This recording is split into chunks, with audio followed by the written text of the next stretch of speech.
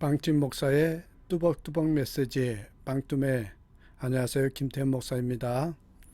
오늘부터 고난주간이 시작이 됩니다. 그래서 한 주간 동안 십자가에 대해서 함께 묵상하며 고난주간을 보내보고자 합니다.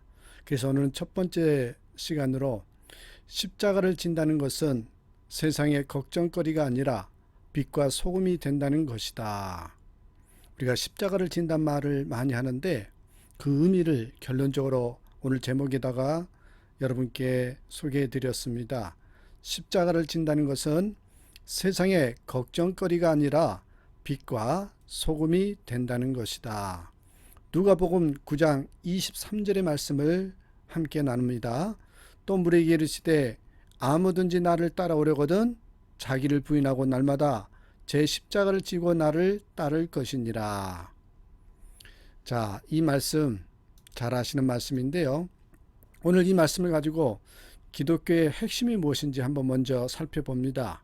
두말할 필요가 없이 기독교의 핵심은 십자가라는 단어입니다. 종교개혁자 마틴 루터가 이런 말을 했습니다. 성경을 짜보라. 그러면 피가 나올 것이다. 성경의 주제가 십자가라는 말입니다. 구약은 십자가에 관한 예언이고 신약은 십자가의 성취다, 이렇게 말할 수 있다는 것입니다. 여러분, 누가복음 9장 23절 이렇게 시작합니다. 또 무리에게 이르시되 아무든지 나를 따라오려거든. 여러분, 여기에 핵심된 말씀이 무슨 말이냐면 예수님은 무리에게 왔다 갔다 하는 게 아니라 계속 따라오는 제자가 될 사람만 남으라는 말씀을 하고 계신 겁니다. 예수님은 우리가 진짜 그리스도인, 다시 말해서 예수님의 제자가 되기를 원하신다는 것입니다. 군중이 와 하며 몰려왔다가 몰려가는 것을 원치 않습니다. 이 6장에 보면은 오병이어 그 기적을 보고 우르르 몰려와 들었던 무리에게 예수님이 더 이상 떡을 만들어 주지 않고 영혼의 떡 이야기만 하니까 어떻게 됐나요? 그들이 실망해서 가버립니다. 6장 66절, 요한복음 6장 66절을 보시면 그때부터 그의 제자 중에서 많은 사람이 떠나가고 다시 그와 함께 다니지 아니하더라.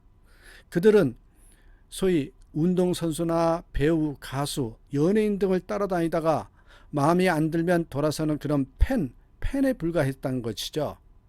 예수님은 제자를 원하시지 팬을 원하시는 게 아닙니다. 분명히 아셔야 됩니다. 팬을 원하시는 게 아니라 제자를 원하신다는 것입니다. 그래서 이 누가복음 9장 23절에 구체적으로 우리가 제자로서의 삶이 어떤 것인지 그 제자도에서 말씀을 하고 있습니다. 우리가 십자가를 지신다라는 게 어떤 내용인지, 이대로 산다라는 것 쉬운 일은 아니지만 그래도 분명한 방향을 가지고 뚜벅뚜벅 가야 되기 때문에 그런 의미에서 오늘 제자의 삶, 제자도에서 우리의 삶의 신앙의 방향은 어때야 되는 것에 대해서 분명히 좀 말씀을 드리고 싶습니다. 자, 다시 한번 누가복음 9장 23절을 보십시오. 또 무리에게 이르시되 아무든지 나를 따라오려거든 어떻게 하래요? 자기를 부인하고, 자기 부인입니다. 또한 날마다 제 십자가를 지고 십자가 지기, 그 다음에 나를 따를 것이니라 순종을 말하고 있습니다. 여기에 보면 세 가지죠. 자기 부인, 순종, 십자가 지기, 이 세 가지가 나와 있습니다. 예수님을 진짜 나의 주 예수 그리스도로 믿고 고백한다면, 진정으로 그렇게 신앙 고백을 한다면 어떻게 살아야 된대요? 요 세 가지, 바로 제자의 삶을 살아야 한다라는 것입니다. 좀 더 구체적으로 좀 보겠습니다. 여기서 자기 부인이라는 게 무엇입니까?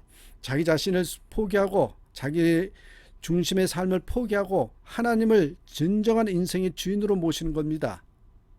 여러분, 내 뜻을 포기하고 하나님의 뜻에 복종하는 것입니다. 따라서 여러분, 자기 부인은 이 저절로 순종의 삶으로 이어지죠. 그렇다면 순종이라는 게 무엇입니까?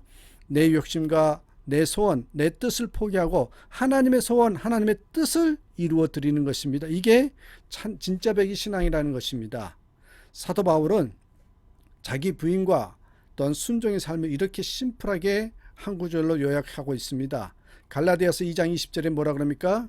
내가 그리스도와 함께 십자가에 못 박혔나니 그런즉 이제는 내가 사는 것이 아니요 오직 내 안에 그리스도께서 사시는 것이라. 이제 내가 육체 가운데 사는 것은 나를 사랑하사 나를 위하여 자기 자신을 버리신 하나님의 아들을 믿는 믿음 안에서 사는 것이라. 십자가를 믿는 게 무엇이래요? 옛 자아는 죽고 새 자아가 사는 것이랍니다. 옛 자아가 죽고 새 자아가 사는 것인데, 여기서 말하는 옛 자아는 내가 주인 행세하는 거죠. 내 삶의 주인은 나다, 이런 의식입니다. 새 자아는 뭡니까? 예수님을 주인으로 모시고 사는 것입니다. 그러니까 나는 죽고 예수가 사시게 하는 것, 바로 그게 자기 부인이요 참 믿음이라는 것입니다. 저는요, 오늘 이 세 가지 중에서 이 세 번째인 십자가 지기에 대해서 초점을 좀 맞춰서 말씀을 나누고자 합니다. 십자가 지기, 십자가를 진다는 것이 무엇인가? 오래전에 경기도에 있는 어느 천주교 성지에 갔다가 실물 모양의 십자가를 한번 어깨에 매본 적이 있었습니다. 생각보다 무겁더군요.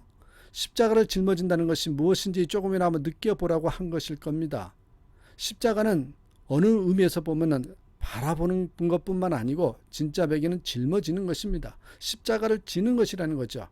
그래서 여러분 마태복음 16장 24절에 보면 누구든지 나를 따라오려거든 자기를 부인하고 자기 십자가를 지고 나를 따를 것이니라, 이렇게 말씀하고 있습니다. 내 십자가는 누가 대신 져주는 것이 아니라 내가 내 어깨로 짊어지고 예수님을 따라가야 한다는 것입니다. 그런데 십자가는 예수님께서 지셨으니 나는 안 져도 된다, 그렇게 생각하고 소홀히 여기는 사람들도 많습니다. 십계명에 때로는 형상을 만들지 말라, 그렇게 말씀하셨다고 해서 십자가도 형상이다, 그러니 십자가를 걸지 않는 교회도 있더라고요. 그렇다면 여러분, 예배당 꼭대기에 십자가, 또 교회로 십자가도 빼야 되는데 그건 또 아니더란 말입니다. 분명히 말씀드립니다. 여러분, 십자가는 형상이 아니라 고난과 희생과 헌신의 상징입니다. 고난과 희생과 헌신의 상징이라는 거죠. 그래서 여러분, 이 보네포가 이런 말을 했습니다. 옆에 써놓은 걸 한번 보십시오. 오늘날 교회에 걸린 십자가는 요술 방망이처럼 복을 안겨주는 복 방망이로 변질되었고, 목사는 요술 부리는 말술사가 되었다. 우리가 져야 될 십자가는 우리가 원하는 것을 뚝딱 만들어준 요술 방망이가 아닙니다. 십자가는 나에게 물질을 더해준다라는 플러스를 상징하는 그런 표시가 아니라 나에게서 고난과 희생과 헌신을 요구한다는 표시입니다. 십자가를 짊어진다는 것은 자신의 몸을 낮추어서 스스로 희생하고 헌신하면서 이 세상을 아름답게 갖고 가는 책임을 진다는 의미입니다. 기독교인이 세상의 짐이 되고 걱정거리가 되는 것이 아니라 이 세상의 빛과 소금이 된다라는 뜻입니다. 예수님은 우리를 대신해서 대속의 십자가를 지셨지만 우리가 질 십자가는 다른 것입니다. 십자가 대속을 믿음으로 구원받은 후에, 우리가 구원받은 후에, 하나님의 자녀가 되고 백성이 된 후에 예수님 때문에 핍박도 감수하는 어떤 십자가? 고난의 십자가. 그리고 예수님을 위해서 헌신하며 희생하는 무슨 십자가? 사명의 십자가입니다. 그러니까 예수님은 대속의 십자가를 지셨지만 우리는 어떤 십자가를 지어야 되냐면 고난의 십자가, 예수님 때문에 때로는 핍박도 감수하는 그 고난의 십자가와 또 예수님을 위해서 헌신하면서 희생하는 사명의 십자가를 지는 것을 말합니다. 또 하나 여러분, 여기서 분명히 말씀을 드리고 싶습니다. 십자가 진다는 것과 십자가를 달고 다니는 것은 차원이 다릅니다. 이 십자가를 단다는 것은 꼭 나쁜 걸 말하는 것이 아닙니다. 저는 그것도 굉장히 귀하다라고 생각을 합니다. 이 십자가를 단다는 것은 실제 십자가 배지를 달거나 목걸이를 다는 것만을 의미하지는 않을 것입니다. 내가 십자가를 믿는 것을 드러내는 행위로 저는 보고 싶습니다. 나는 예수쟁입니다. 예수 믿는 사람입니다. 예수님을 나의 구주로 고백합니다. 그런 표시로 이렇게 행동으로 보여주는 모습이라고 생각합니다. 그 자체는 좋은 것입니다. 하지만 유의사항이 있습니다. 기독교가 여러분 소문이 좋을 때, 융성할 때는 십자가를 다는 게 과시용으로 혹은 이익을 얻기 위한 것으로 비칠 수도 있습니다. 반대로 기독교가 이렇게 손가락질 당하고 조금 고개를 숙일 때는 십자가를 다는 게 쉽지 않을 수도 있습니다. 요즘 우리 한국 코로나 팬데믹을 거치면서 우리 한국교회가 어려움을 당하고 있지요.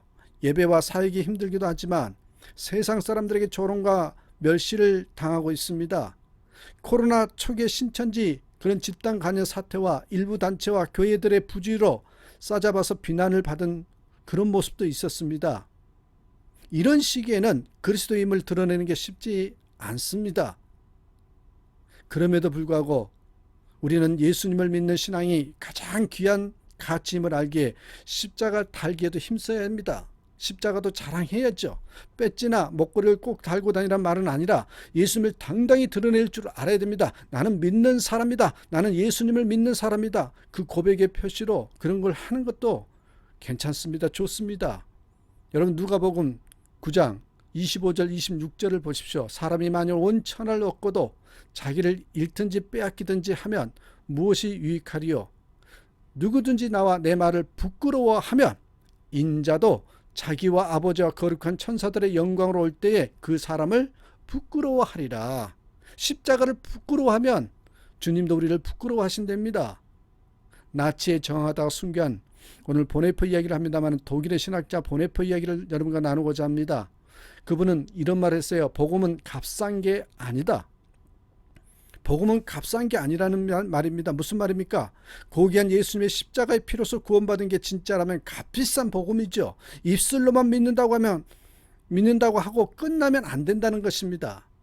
입술에만 머무르면 안 된다는 것이죠. 우리의 이기심을 극복하고 주님의 뜻에 순종해야 한다는 것입니다. 그에게는 여러분 나치와 같은 괴물이 기독교가 독일에서 나타났다는 게 충격이었을 겁니다. 국민들이 나치를 향해서 열광하거나 굴종하는 것을 도저히 참을 수가 없었습니다. 그래서 그는 미국에서 체류하던 중에 이 나치들의 폭정 소식을 듣고 기구를 합니다. 인간적으로는 더 자연스럽게 피신할 수 있는 기회였지만 그럴 수 없었던 거죠.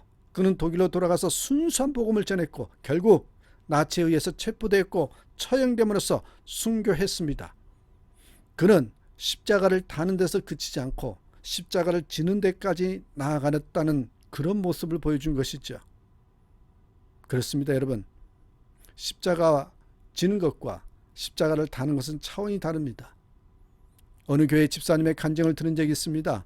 아버지가 병원에 입원해서 비용이 많이 들어가는데 형제들이 여럿임에도 나서는 자가 없고 눈치만 보고 있더래요. 자기가 막내지만 그리고 경제적으로 넉넉하지 않지만 혼자서 다 감당했답니다. 그 후에 어머니가 병원에 입원했을 때도 그랬다고 합니다. 여러분 이게 뭔지 아세요? 예수 믿는 사람으로서의 십자가를 지는 것입니다. 가족들 앞에 십자가를 다는 것은 쉽습니다. 예수 믿는 것을 티낼 수도 있습니다.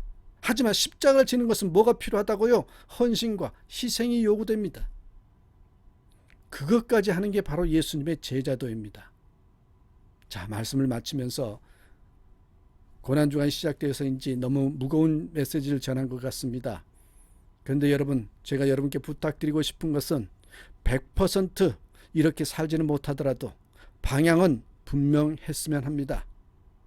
오늘 메시지 제목이 무엇입니까? 십자가를 진다는 것은 세상의 걱정거리가 아니라 빛과 소금이 된다는 것입니다. 내가 있는 삶의 자리에서 오늘 십자가를 지는 것이 무엇일까? 고난주간이 시작되는 이때 십자가를 묵상하면서 그 십자가를 진다는 의미를 오늘 하루 가슴에 품어보면서 이 생각을 가지고 고난주간을 보냈으면 좋겠습니다.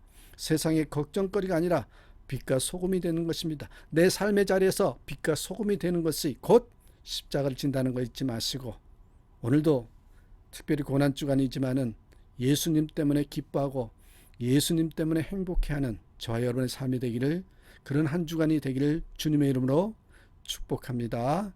주 안에서 다시 한번 사랑하고 축복하고 감사드립니다.